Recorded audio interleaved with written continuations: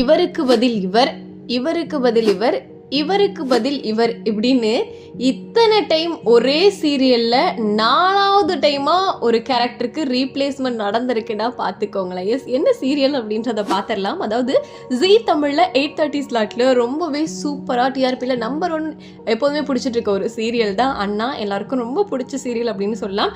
So இதில் வந்து பெருசா எந்த கேரக்டர்ஸுமே ரீப்ளேஸ் பெருசா ஆனதில்லை அப்படின்னு தான் சொல்லணும். சண்முகத்தோட ஒன் ஆஃப் த சிஸ்டர்ஸா பண்ணிட்டு இருந்த வீரா அப்படின்ற கதாபாத்திரம் மட்டும் இப்ப 4வது முறையா மாறி இருக்காங்க.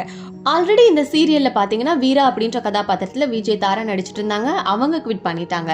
அதை தொடர்ந்து யார் வந்தாங்கன்னு பாத்தீங்கன்னா நம்ம தர்ஷினி வந்து நடிச்சிட்டு இருந்தாங்க. அவங்களும் சில பல காரணங்களால குவிட் பண்றேன் அப்படின்னு சொல்லிட்டாங்க. அவங்கள தொடர்ந்து இப்ப வந்தவங்க தான் டான்ஸ் ஜோடி டான்ஸ் மூலமா ரொம்ப பரிச்சயமான பிரபலமான கௌரி அப்படிங்கிறவங்க நடிச்சிட்டு இருந்தாங்க.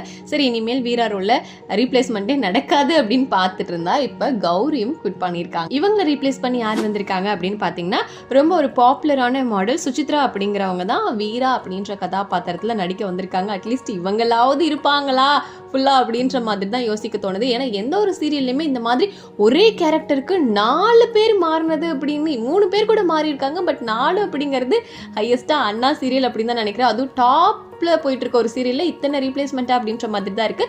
எல்லாம் நீங்க சொல்லுங்க இந்த ரீப்ளேஸ்மெண்ட் பத்தி. இப்ப 3 பேர் நடிச்சிருக்காங்களே, இதுல யாரு வீரா ரோலுக்கு பெர்ஃபெக்ட்டா இருப்பாங்க நீங்க நினைக்கிறீங்கிறத கமெண்ட்ல சொல்லுங்க.